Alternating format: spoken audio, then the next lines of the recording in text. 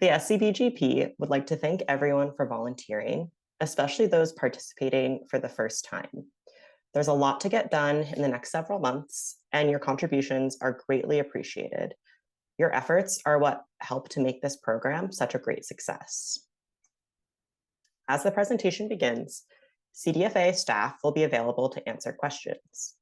Please feel free to add any questions to the chat, and there will also be time for questions and answers at the end of each presentation. The purpose of the SCBGP is to award funds for projects that enhance the competitiveness of California's specialty crops. To accomplish this, CDFA conducts an annual competitive solicitation process. Proposals submitted undergo 2 levels of review. CDFA staff conducts an administrative review to ensure that all proposals submitted meet certain eligibility and administrative requirements. And CDFA then relies upon the TRC to ensure that the content of each proposal pertains to issues that are relevant and timely to the specialty crop industry, and that the objectives of the proposals can be met and will result in a successful project.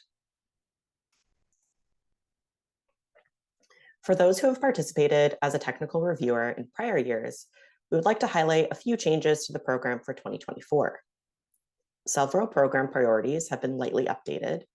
Please read them carefully when you're reviewing your projects. And there have been some minor changes to the allowable and unallowable costs and activities table. Also, AB 1887, which prohibited state-funded travel to states with discriminatory laws, is no longer in effect. And finally, there have been several updates to the additional assistance for historically underrepresented organizations program. K through 12 school districts are now eligible to apply for the program, in addition to nonprofit organizations and tribal governments, both federally and non-federally recognized. The program also has its own RFCP this year, with its own submission procedures and eligibility requirements.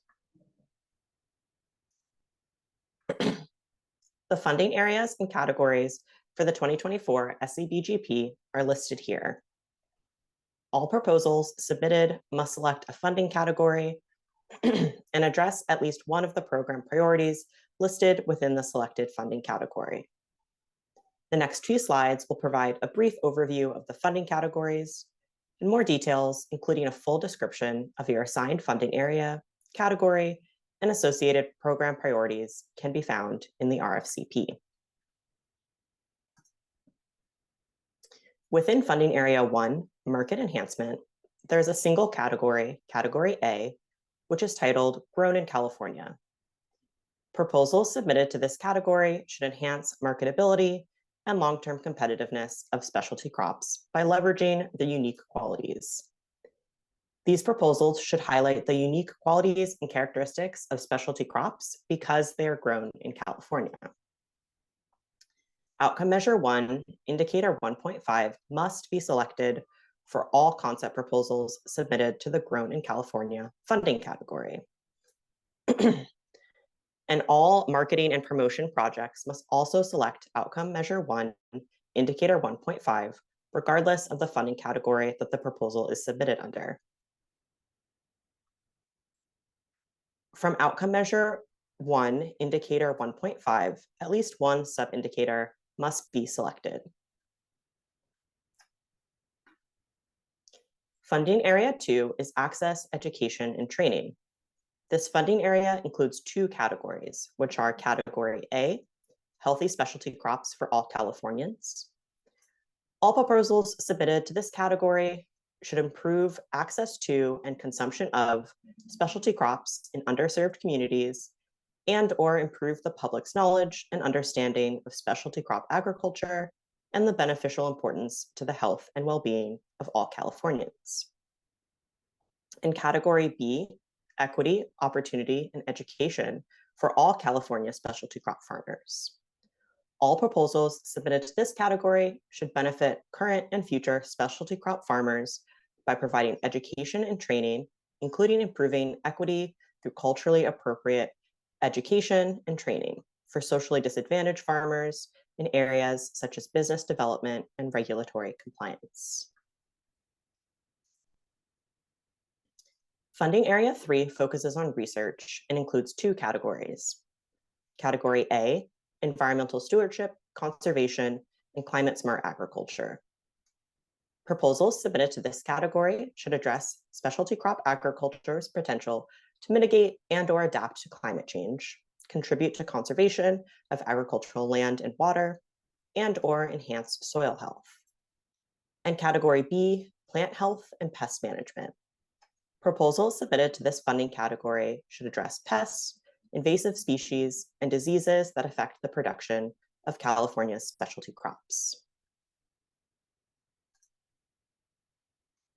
Applicants to the Additional Assistance Program completed nearly the same questionnaire as all other funding areas, though they submit via email rather than via Amplifund.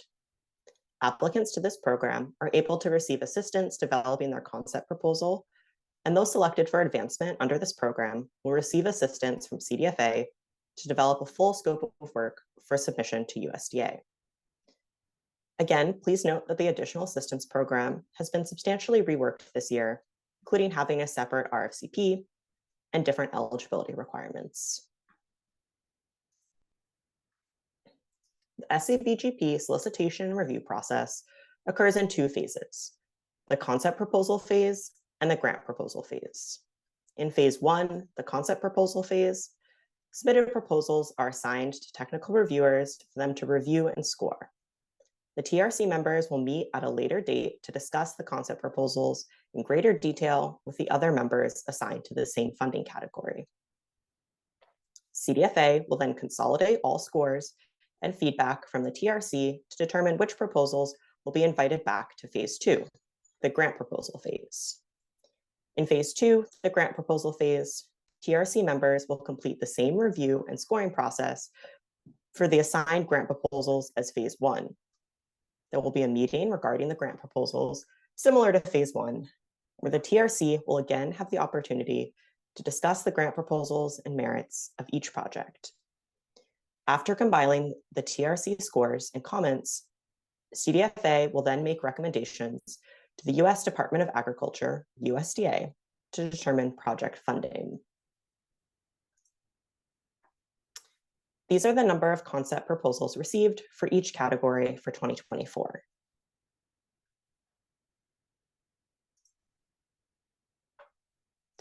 These dates are very important to the review process and is encouraged that the TRC members make note of them. The most important meetings are the TRC member meetings, in which reviewers will have the opportunity to discuss their assigned proposals with each other. Your attendance at these meetings is incredibly impactful and helpful to the program. So please make a note now and keep an eye on your email for invitations and further updates.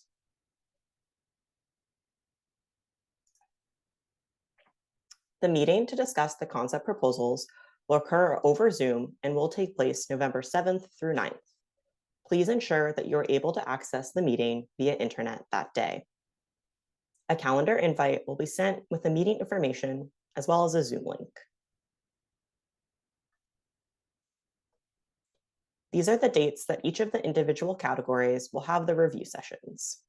Please plan on attending the meeting for the funding category that you have been assigned to, as your attendance is vital to provide feedback regarding the assigned project proposals.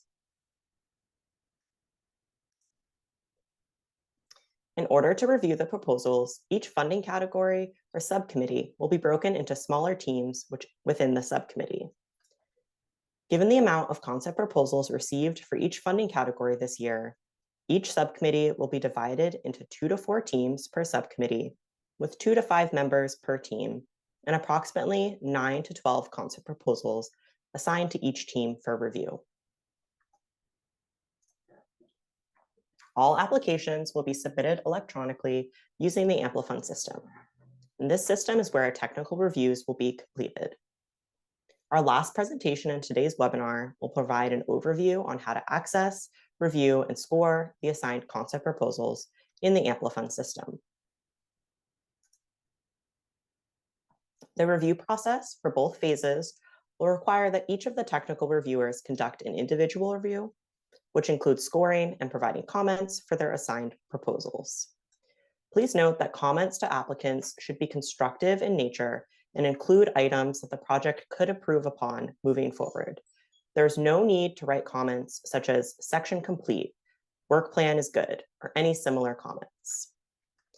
CDFA averages the scores to determine a final team score for each proposal.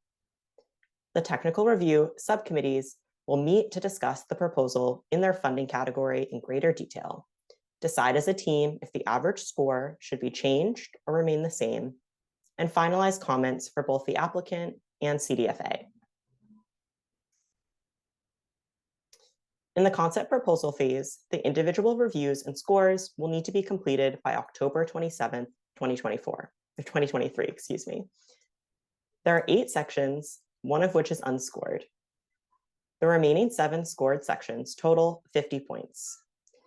It should be understood that a score of 50 denotes a perfect proposal with no room for any improvements. A score above 40 represents an excellent concept proposal, and a score below 20 denotes a poor concept proposal that will have little likelihood of either success and/or of benefiting the specialty crop industry. CDFA will consolidate the reviews and determine the mean score for each proposal. The meetings for subcommittees to review and discuss the assigned proposals and decide final scores and comments will be held November 7th through 9th.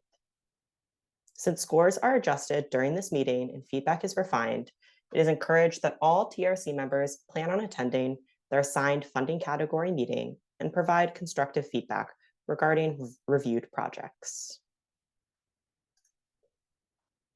The grant proposal phase will be conducted the same way as the concept proposal phase, though the scoring is out of 100 points in round 2. The review process will end with a public meeting on March 22nd, 2024. During this time, one TRC member from each funding category or subcommittee will formally submit a list of grant proposals to CDFA for consideration. CDFA will then submit final recommendations to the USDA in May 2024 for the USDA's final determination on which projects receive funding. These are the 8 sections of the concept proposal application that TRC members will use to evaluate and score the 2024 SCBGP concept proposals. Please note that section 3 will not be a scored section. Within the review scoring section in Amplifund, guidelines, questions, and scoring criteria have been provided for each section to assist with your evaluations. Scoring for each individual section of the proposal should be considered in the context of the proposal as a whole, taking all relevant factors into consideration, including how well the applicant answered the questions. More importantly, each submission should be evaluated individually and scored based on the proposal's own merits and attributes. Similarities to other proposed projects should not be a factor in scoring. There are no longer attachments to the proposal in the Amplifund system. Here's what the outcome measures section looks like. All applicants are required to select at least one outcome measure and one associated indicator or sub-indicator. As a reminder, all chosen outcome measures, indicators, and sub-indicators, if applicable, must be achievable within the grant duration. Please clearly state if you do not believe that at least one outcome measure can be achieved within the grant duration, and provide suggestions for how the applicant can modify their project or outcome measure choice in order to meet this criteria. This is some of the most vital feedback you can provide. We have asked applicants that they should select an outcome measure in error, simply mark NA in the data collection methods. If reviewers see NA, they can disregard that individual outcome and focus only on the outcome measures where indicators were selected and answers were provided. This is what the budget section looks like. When reviewing the budget, please keep in mind that all of the items included should support enhancing the competitiveness of specialty crops and correlate to the goals of the project. The concept proposal budget does not require a high level of detail in phase 1. There has been some confusion in the past. Please note that required costs are for the entire length of the project. For example, salaries requested would represent up to 2 years and 8 months of salary costs, not the annual salary of the person in question. We would like to emphasize how critical the comments each reviewer provides in the overall review comment section at the end of the review are to the review process. These comments make up the feedback provided to the applicant, which will assist them in approving their proposal for the grant proposal phase, or if they are not selected for the grant phase, assist them in developing future proposal applications. Comments should not include a summary of the proposal or parts thereof. They should also not state that the proposal is complete, good, or poor. These types of comments are not constructive enough and will not be included in the feedback given to applicants. Feedback should be professional and constructive. It should also be specific, actionable, and support the individual score provided for the concept proposal. At a minimum, comments should address each area of the proposal where the score falls below average, provide constructive and actionable feedback to improve areas of the proposal where the score falls below average, and provide suggestions for how the overall proposal could be improved. We hope that you contact us with any questions regarding participation as a technical reviewer. CDFA staff are available Monday through Friday from 8 a.m. to 5 p.m. and can be reached by phone or the email address provided. If you have a question or issue using Amplifund, please email us with Amplifund issue in the subject line, and we will forward the question and get you a solution as quickly as possible. In addition, here are links to the SCBGP website and TRC portal, which has more information about the program, as well as links to documents that will assist you with your reviews, including the 2024 RFCP and other information. We will now answer questions before we move on to our next presentation. So these are the 4 forms that will be required. The conflict of interest, statement of economic interest, or Form 700 assuming office. Those 2 forms are the ones that will be required to be submitted by October 27th. The ethics training and sexual harassment will be communicated through the e-disclosure system. So those trainings, some people have already taken them, some people have not. But if you have not, then you will be required to take those by a certain date. But that'll be communicated through e-disclosure. So the conflict of interest form will be sent to TRC members via email by CDFA. And we ask that you complete and sign this form and return it to grants@cdfa.ca.gov as soon as possible. This will be related to any of the proposals that you might be assigned that you could have a conflict of interest on. By signing the conflict of interest form, you are committed to serving as a member of the TRC or the 2024 SCBGP TRC and agreeing to disclose any conflicts of interest. Although we do our best to identify possible conflicts of interest as projects are assigned for review, we ultimately rely on TRC members to screen the proposals that they have been assigned and to notify us as soon as possible if there are any conflicts of interest. A few sources of conflict of interest could include any individual that has helped develop a proposal or will be involved in a project. If a proposal was submitted by an individual's employer or another organization they may be affiliated with. If the individual or a family member could benefit financially from the project. If there are any other factors that could prevent an individual from conducting an impartial review of a proposal. We encourage all TRC members to screen their assigned proposals and let us know right away of any conflicts of interest. By signing this form, TRC members are agreeing not to disclose any information that they have access to because of their role as a reviewer. This includes discussing the content of proposals, reviewer scores, or feedback with anyone outside of the TRC meetings. This includes both reviewers and non-reviewers. It is especially important that reviewers do not discuss proposals where there is a conflict of interest. Attempting to influence the scoring of proposals where you, your family, or your employer could benefit is considered a serious ethics violation. Complete the form by filling in the information and entering in an official electronic signature. Note that the e-signature must be official and any forms with a name typed in the signature box will be returned. Once completed, return the form to grants@cdfa.ca.gov. This form should be returned as soon as possible. Please be sure to read this form carefully to make sure you understand the requirements. If there are any questions about what constitutes a conflict of interest, please contact CDFA. The remaining items TRC members are required to complete and upload will be coordinated through the e-disclosure system. These items include the Statement of Economic Interest, Form 700, Assuming Office, Ethics Training, and the Sexual Harassment Prevention Training, also known as Maintaining a Respectful Work Environment, EEO Compliance, which will be completed on the CDFA Online University. The certificates of completion will need to be uploaded to the e-disclosure system for both the ethics and sexual harassment prevention trainings. CDFA staff will add TRC members to the e-disclosure system. Occasionally, supplemental emails will be sent from CDFA regarding trainings and forms. Most of the emails regarding the Form 700 Assuming Office, ethics, and sexual harassment prevention trainings will come directly from South Tech Hosting. The Form 700 Assuming Office will need to be completed on the e-disclosure system within the first 30 days of becoming a TRC member.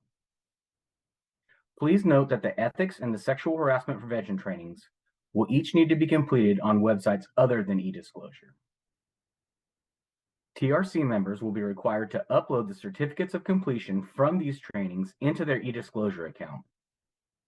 Certificates of completion should not be submitted to CDFA via mail or email.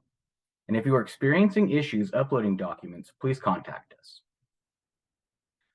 Once added to the e-disclosure system, TRC members will receive a series of emails explaining how to access these 3 remaining requirements, which include specific instructions and links for how to proceed to complete them.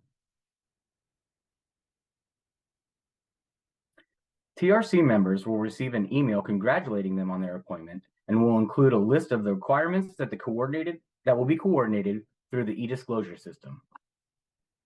This email will provide instructions that include specific requirements for each training and indicate where additional help can be found, including links to references. The email will also provide information about logging in or creating a new account in the e-disclosure system. If a reviewer has previously used the e-disclosure system to file a Form 700, they can use their existing password to log in. However, if they are a new Form 700 filer, the email will provide them with links and instructions for setting up an e-disclosure account. This is what the e-disclosure homepage looks like. New filers should enter the login ID and the temporary password that was provided to them. They should then follow the instructions to complete the new account setup. After reviewers have logged in or created a new account, they can navigate to the current filings page using the menu on the left side of the screen. Note that this menu also includes helpful, easy to understand user guides and video tutorials should they be needed. In addition, the system can be accessed 24 hours a day, 7 days a week. This page will list the items that TRC reviewers will need to complete. This is also where reviewers will access and complete the Statement of Economic Interest or Form 700 Assuming Office. The Statement of Economic Interest, Form 700, is required by the California Political Practices Commission. As a TRC member who influences the funding decisions of the SCBGP, reviewers are required to file the Form 700. The Form 700 must be filed within 30 days of the TRC appointment, and the official start date for the 2024 SCBGP is Wednesday, September 27, 2023. So the deadline to complete the Form 700 Assuming Office and other necessary forms will be October 27, 2023. Please be aware that if the Assuming Office form is not filed by this date, reviewers will receive a non-filer notification indicating that Government Code Section 91013 imposes a $10 fine per day up to a maximum of $100. In an effort to avoid fines, South Tech Hosting will send email reminders as the deadline approaches. To complete the Form 700 in the e-disclosure system, check the box on the Form 700 line and click the Start Filing Now button. If there are any questions while filing the Form 700, please review the Filer video tutorial located under the Video Tutorials tab in the menu on the left side of the screen. The ethics training is required by the Department of Justice Attorney General's Office and is provided on the DOJ website. TRC members will receive an email with links and instructions specifically for this training. Individuals may access the DOJ website via the link in the email or through the e-disclosure system by clicking on the Ethics Orientation for State Officials link on the left side of the screen. Reviewers should anticipate spending 1.5 to 2.5 hours to complete this program. The training must be completed once every 2 years and must not expire before March 2024. This is the entry page for the California State Ethics Training. If reviewers have taken the training before, they can log into their account with their email address and password. If this is a reviewer's first time completing the ethics training, they will need to create a new account. For returning reviewers from last year who have already completed the ethics course, you may not need to retake this training. The e-disclosure system will already have your ethics training certificates stored.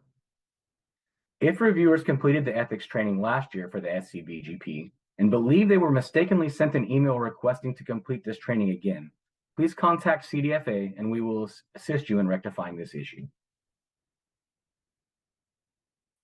Please note that there are a number of sections within the ethics training, and each one listed must be completed. Even if you are not prompted to complete these sections, you are responsible for locating them and completing each one in order to successfully complete your DOJ training. These sections are listed in the ethics training email that you will receive from South Tech Hosting. We recommend taking note of these sections as you go through the training so you do not need to repeat any of them. If a filer submits an incomplete ethics certificate, it will be forwarded to the Department of Justice Attorney General's Office with a request to audit the filer's training. If found to be incomplete, the entire training will need to be repeated. If a reviewer has completed the ethics training already through an employer, and the training certificate is valid through March 2024, it must also show that all of the required sections have been completed in order to be accepted as well. Once completed, reviewers will print their certificate of completion, sign it, and upload it into the e-disclosure system. The final training requirement is the sexual harassment prevention training. January 1st, 2019, California required harassment prevention training for individuals who make decisions on behalf of and recommendations that impact both the department and various other entities. As such, reviewers are required to take a harassment prevention training class that meets the California state requirements. TRC members will receive an email with links and instructions specifically for this training. The training is offered through the CDFA Online University, which cannot be accessed through the e-disclosure system. Reviewers should anticipate spending at least 1 hour to complete the program. The training must be completed once every 2 years and must not expire before April 2024.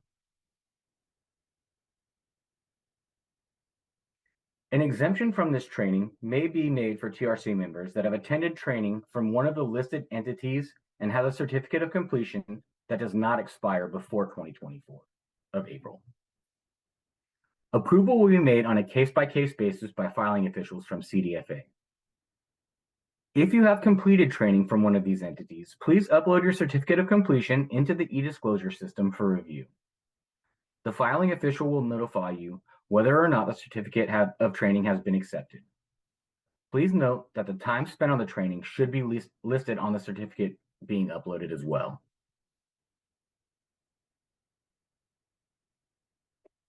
This is the entry page for the CDFA Online University, where reviewers will find the Sexual Harassment Prevention Training, also titled Maintaining a Respectful Work Environment EEO Compliance Training.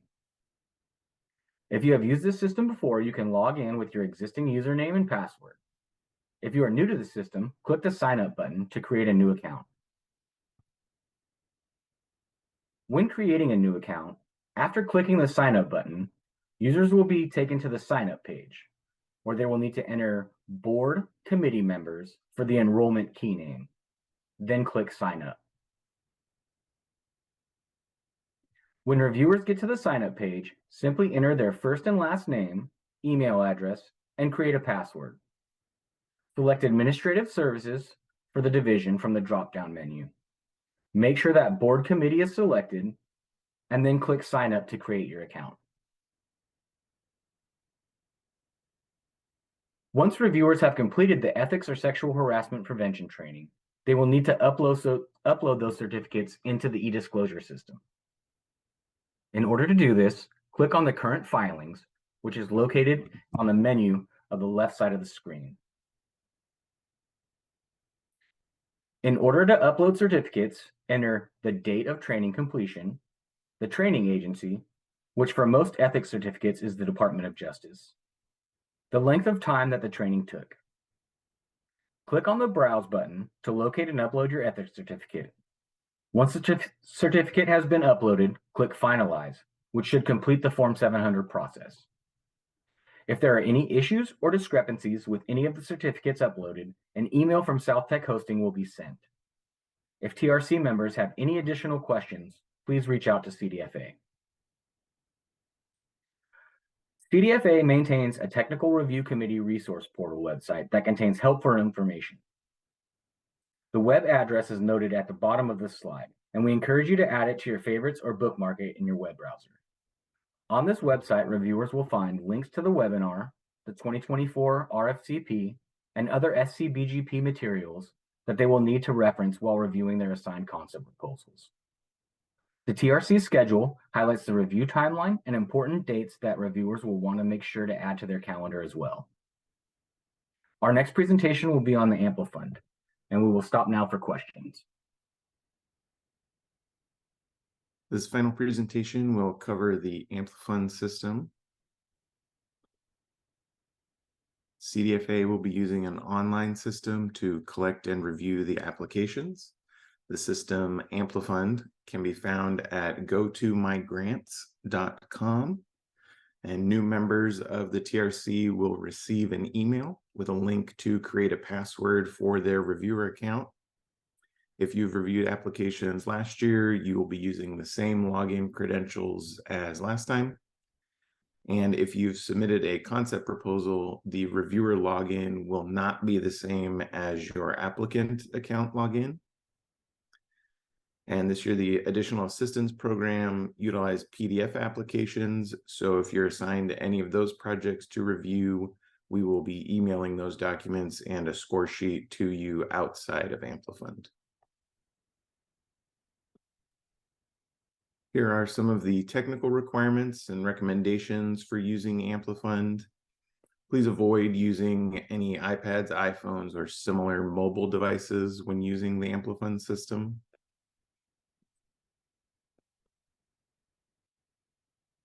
If there are any questions or technical issues using Amplifund, please contact grants@cdfa.ca.gov or email your TRC liaison directly.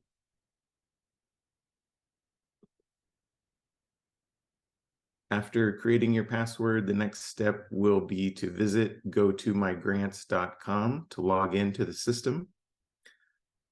And again, if you're a returning member, you'll be able to use the same email and password information as last year. When you log in, you'll be taken to the main menu that has a calendar view, and there will be a menu on the left. You will click on Activity and then select the Workflow Actions menu item. And that will bring you to a list of your review assignments. You can then click on the name of the application to begin the review process for that application. And it will take you to a summary page of the application. And on this page, you will select the workflow item at the top of the screen. And then in the available actions menu, you will select number 1, score application, to begin reviewing that proposal.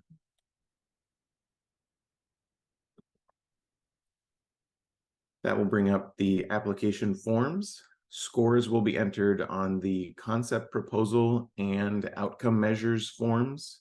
No scores will be entered on the application intake form. And please enter your overall review comments in the text box labeled final comments at the bottom of the concept proposal and outcome measures forms. You can save your progress by clicking the save button at the bottom of each page. And when all the scores have been completed on the concept proposal and outcome measures forms, you can submit those scores by clicking the submit button at the bottom of any form. Here's an example of what the concept proposal form looks like. You will select your scores from all the drop-down menus on the concept proposal page.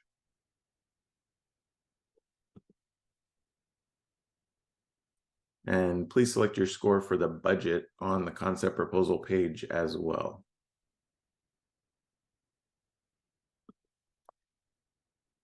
For the budget, we're not asking for the TRC members to analyze the budget line by line, but rather just use their experience and knowledge to decide if the applicant gave enough information to determine the reasonableness and measurable benefits in relation to each dollar spent.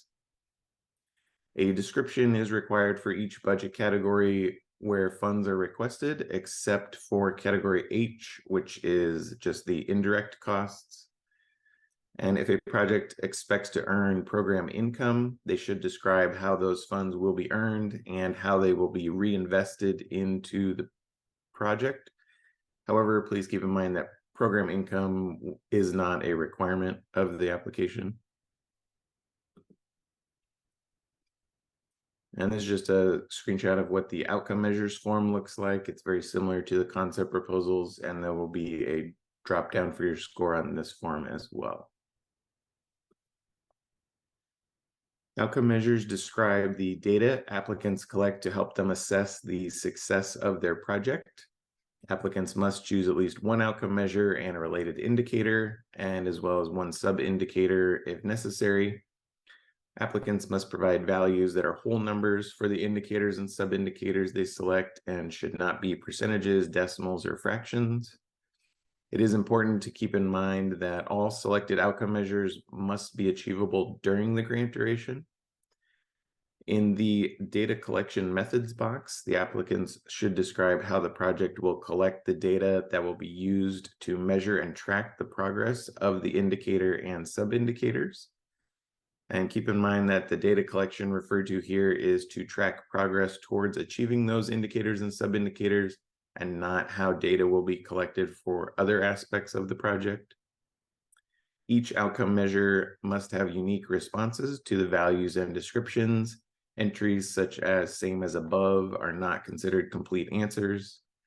And also all marketing and promotion projects, as well as all proposals submitted to the Grown in California funding category, must select outcome and indicator 1.5.